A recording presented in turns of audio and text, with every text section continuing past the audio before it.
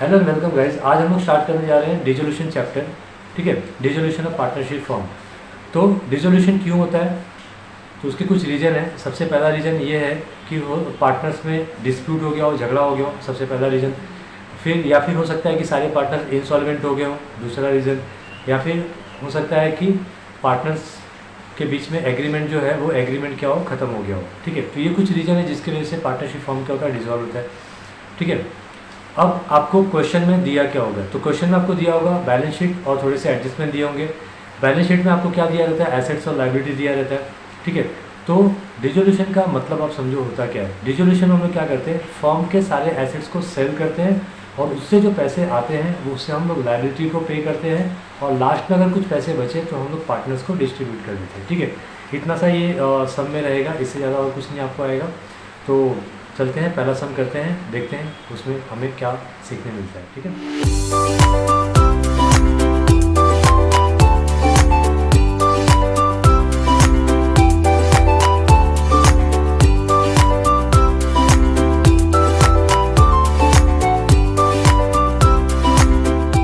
तो अब हम स्टार्ट करने जा रहे हैं क्वेश्चन नंबर 1। पेज नंबर है 244। ठीक है, तो देखो अभी Ganesh and Kartik are partners sharing profit and losses equally. तो PSR क्या है, equal. They decided to dissolve the firm on 31 March 2018। Their balance sheet was as under. तो बैलेंस शीट दिया हुआ अपने को, आपको पता है कि डिसोल्यूशन के क्वेश्चन में क्या दिया रहेगा अपने को, एक तो बैलेंस शीट दिया रहेगा, दूसरे क्या दिए रहेंगे, थोड़े से एडजस्टमेंट दिए रहेंगे। तो बैलेंस शीट के हर एक आइटम को कितनी बार लिखेंगे, एक बार, और एडजस्टमेंट के हर एक आइटम को कितनी बार, दो बार। ठीक है, तो मतलब क्या है कि एडजस्टमेंट की दो इफेक्ट होगी और एसेट्स की, बैलेंस शीट की एक इफेक्ट होगी। तो एसेट्स में जितने भी आइटम है हम कहाँ लिखेंगे, रियलाइजेशन के डेबिट साइड में लिखेंगे। ये अपना फॉर्मेट है, पहला क्वेश्चन है तो देख लो आप लोग, ये फॉर्मेट है। फॉर्मेट में अपने को सबसे पहले क्या बनाना है, रियलाइजेशन अकाउंट, फिर उसके बाद क्या बनाना है हमें, पार्टनर्स कैपिटल अकाउंट, और फिर कैश और बैंक अकाउंट। ठीक है, तो ये इतने 3 लेजर हमें बनाने हैं। तो एसेट्स हैं, सब हम एसेट्स में ही लिखेंगे, मतलब रियलाइजेशन के डेबिट में। सबसे पहला है बिल्डिंग। बिल्डिंग की वैल्यू है 88,000। फिर उसके बाद है फर्नीचर। फर्नीचर है 12,000।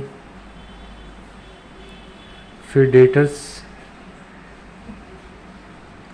डेटर्स है 32,000। फिर स्टॉक 24,000। देन बिल्स रिसीवेबल, आप लोग फुल फॉर्म में यूज़ करना, 4,000। अब इसको ऐड कर लेते हैं, 3 0, 8 और 2 10, 10 और 10 20, 2 कैरी किया, 2 और 8 10, 1 11, 11 और 5 कितना होता है, 16। तो 1,60,000 ये हो गया। अब उसके बाद क्या है, कैश। तो कैश अकाउंट हमने बनाया हुआ है, तो कैश के कौन से साइड में आएगा, डेबिट साइड में आएगा। To balance brought down, cash की वैल्यू है 4,000। ठीक है, तो ये एसेट साइड का हमने पोस्टिंग कर लिया। क्या सीखा आप लोग ने कि एसेट साइड का आइटम कहाँ आता है, डेबिट साइड में आता है। तो रियलाइजेशन में हमने कहाँ लिखा, डेबिट साइड में लिखा, और कैश बैंक में हमने कहाँ लिखा, डेबिट साइड में लिखा। ठीक है, ओके। नेक्स्ट अभी क्या है, लायबिलिटी साइड में आ जाते हैं हम लोग। क्रेडिटर्स है, बिल्स पेबल है, ये कहाँ आएगा, देखो एसेट्स का आइटम हमने कहाँ लिखा, डेबिट साइड में लिखा, तो लायबिलिटी कहाँ लिखेंगे हम लोग, क्रेडिट साइड लिखेंगे। ठीक है, ये आपको याद रखना है हमेशा, हमेशा ऐसे ही होगा। तो लायबिलिटी में क्रेडिटर से बिल्स पेबल है, तो ये कहाँ आएगा, रियलाइजेशन के कौन सी साइड में, क्रेडिट साइड में। तो यहाँ पे आ जाओगे आप लोग और लिखोगे क्रेडिटर्स 18,400 और बिल्स पेबल 5,600। 6 और 4 10, 1 कैरी किया, 9 और 5 14 और 2 24,000। ओके,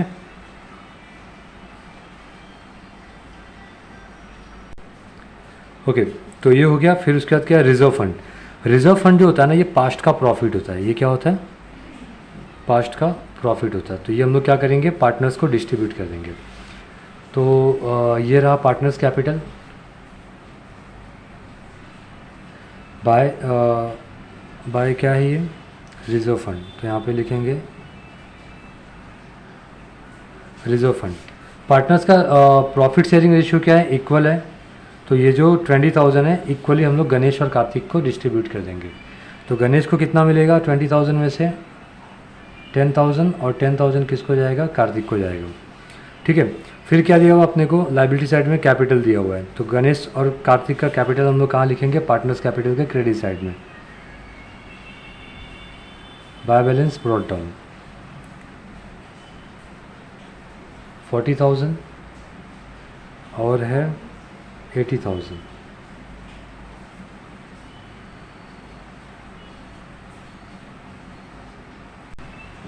ओके, सारी पोस्टिंग हो गई, हमने बैलेंस शीट के आइटम को लिख दिया। एसेट्स आइटम कहाँ लिखा हमने, डेबिट साइड में लिखा, और लायबिलिटी आइटम कहाँ लिखा हमने, क्रेडिट साइड में लिखा। ठीक है, ये आपको याद रखना है। अब हम लोग आ जाते हैं एडजस्टमेंट पे। तो एसेट्स रिलीज एज अंडर, देखो बिल्डिंग, डेटर्स, स्टॉक, और उसके बाद क्या है, बिल्स रिसीवेबल। रिलीज मतलब क्या हुआ, सेल किया हमने। ऑब्वियसली बिजनेस जब क्या कर रहे हैं हम लोग, बंद कर रहे हैं, तो एसेट्स को क्या करेंगे, बेचेंगे। ठीक है, तो बैलेंस शीट में जो एसेट साइड में एसेट्स है वो हमने कहाँ लिखे, डेबिट साइड में लिखे। अब एडजस्टमेंट में जो एसेट्स आएंगे उसको हम कहाँ लिखेंगे, क्रेडिट साइड में। कहाँ लिखेंगे, रियलाइजेशन के क्रेडिट साइड में, याद रखना ये। तो यहाँ पे हम लोग क्या लिखेंगे, कैश और बैंक अकाउंट। सबसे पहला आइटम क्या था, बिल्डिंग 82,000,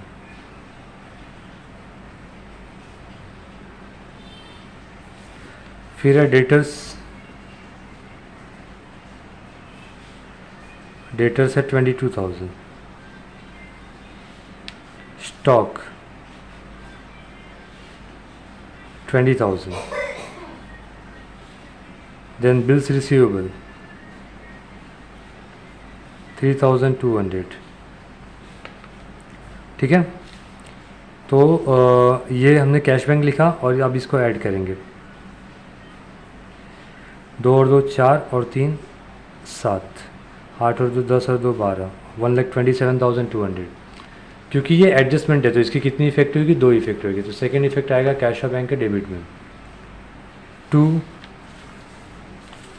ये हमने कहाँ लिखा, रियलाइजेशन के क्रेडिट साइड में लिखा, तो अगली इफेक्ट कहाँ आएगी, कैश और बैंक के डेबिट साइड में 2।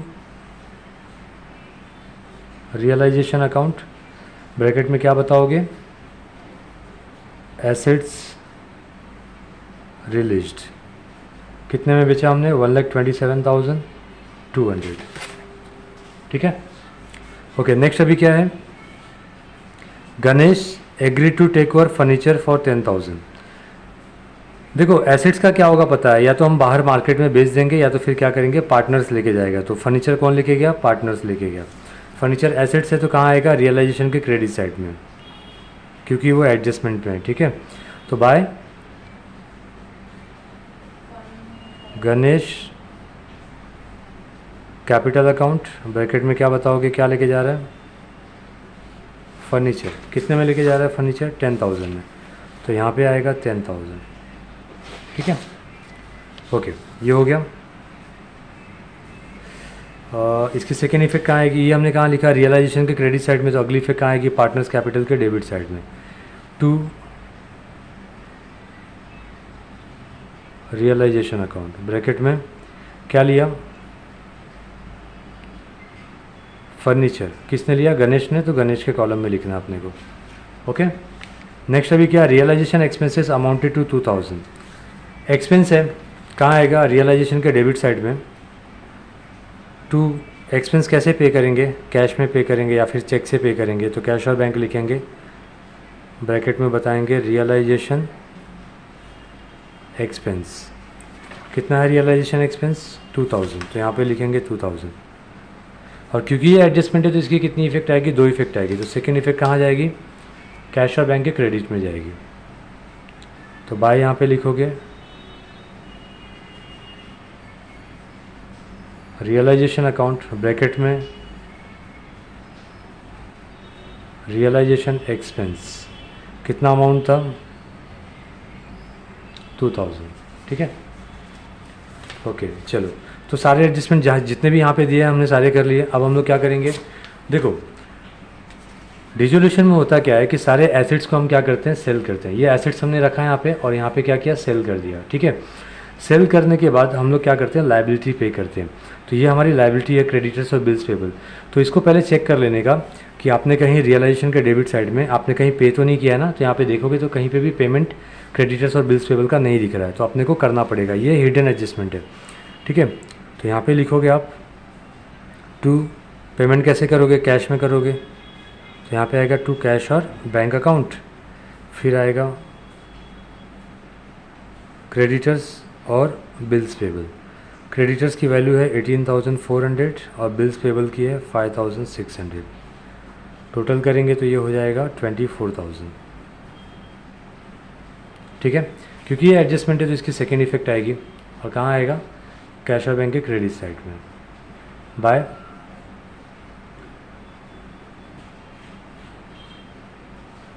रियलाइजेशन अकाउंट, ब्रैकेट में क्या बताओगे, क्या पे किया हमने, लायबिलिटी पे किया। कितना पे किया, 24,000। ठीक है, तो यहाँ पे अपना कंप्लीट होता है सारा का सारा एडजस्टमेंट। ठीक है, अब हम क्या निकालेंगे, प्रॉफिट या लॉस फाइंड करने की कोशिश करेंगे। चलो यहाँ पे अभी हम लोग क्रेडिट का टोटल पहले ले लेते हैं कितना हो रहा है। तो ये 200, फिर 4 और 7 11। अभी किस पे जाएंगे, 10,000 पे। 10,000 पे आएंगे तो क्या आएगा, 1 कैरी किया था तो 1 + 2 3, 3 + 2 5 + 1 6, और कुछ कैरी नहीं हुआ। ये लाख पे 1 है तो 1 आएगा यहाँ पे। चलो 1,61,000। डेबिट साइड का ज़्यादा दिख रहा है यहाँ पे, तो यहाँ पे डेबिट का टोटल लेंगे 3 0।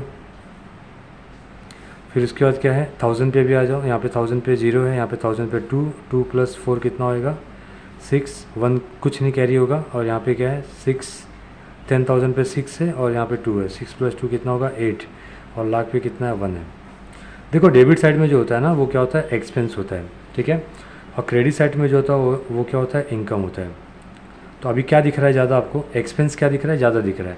तो जब एक्सपेंस ज़्यादा होगा तो क्या होने वाला है, अपने को लॉस होने वाला है। चलो माइनस कर लेते हैं। 10 - 2 8, 5 - 1 4, और ये 8 हो जाएगा तो 8 का 6 माइनस करोगे तो क्या आएगा, 2। तो 24,000 अपने को क्या हुआ, लॉस हुआ। अभी देखो एक्सपेंस इनकम में से जो ज़्यादा होगा वो यहाँ पे टोटल के कॉलम में आएगा। ये टोटल का कॉलम है। तो 1,86,000, यहाँ पे भी कितना लिखेंगे, 1,86,000। डिफरेंस जो है वो ऊपर आएगा 24,800, क्योंकि अपने को लॉस हुआ है। ठीक है, लॉस इस साइड क्यों लिखने का, क्योंकि देखो इस साइड का टोटल कितना हुआ, डेबिट साइड का टोटल कितना हुआ था, सॉरी क्रेडिट का टोटल कितना हुआ था, खाली 1,61,000, और हमने लिखा कितना है, 1,86,000 है ना, ये टोटल है। तो 1,86,000 हमने लिखा हुआ है। ठीक है, तो ज़्यादा लिखा हुआ है ना, तो डिफरेंस अमाउंट अपने को यहाँ पे लिखना पड़ेगा एज अ लॉस। तो यहाँ पे क्या आएगा, bye partners capital account, bracket में बता दो ये लॉस है। ठीक है, फिर कौन है पार्टनर्स,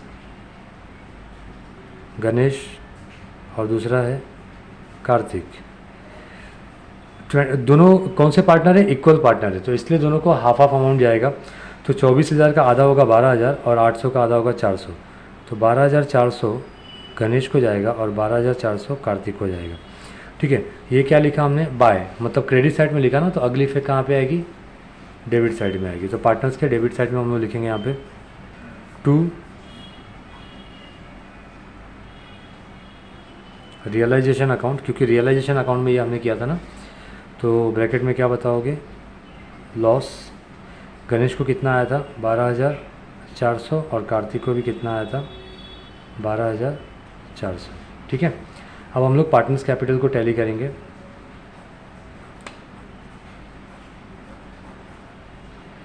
यहाँ पे टोटल हो रहा है 50,000,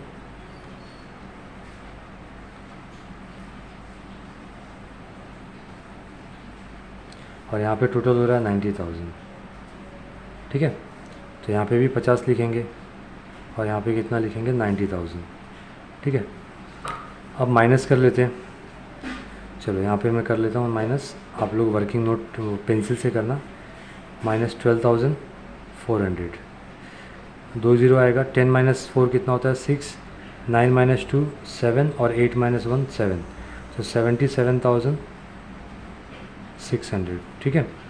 फिर यहाँ पे भी ये भी माइनस कर लेते हैं, ये कितना है 50,000, और ये कितना हो जाएगा 10 + 12 22,400, 10 - 4 6, 9 - 2 कितना होता है, सॉरी 9 - 2 7, 9 - 2 7, 4 - 2 2, तो 27,600। यहाँ पे लिखेंगे टू कैश और बैंक अकाउंट। ये जो कैश बैंक हमने लिखा है इसका मतलब ये है कि हम पार्टनर्स का जो कैपिटल में बैलेंस है वो हमको पे आउट कर रहे हैं, हम लोग उनको पेमेंट कर रहे हैं, तो ये फाइनल सेटलमेंट होता है क्योंकि बिज़नेस बंद हो रहा है ना, ठीक है। तो ये कहाँ लिखा हमने, पार्टनर्स कैपिटल के डेबिट साइड में लिखा। अभी इसकी सेकंड इफेक्ट आएगी क्रेडिट साइड में। तो यहाँ पे बाय कौन था, पहले गणेश था, तो बाय क्या लिखेंगे, गणेश कैपिटल अकाउंट, कितना अमाउंट है 27,600, बाय कार्तिक कैपिटल अकाउंट 77,600, ठीक है। चलो ये हो गया। अब इसको टैली करके हम लोग चेक कर लेते हैं टैली हो रहा है कि नहीं हो रहा है।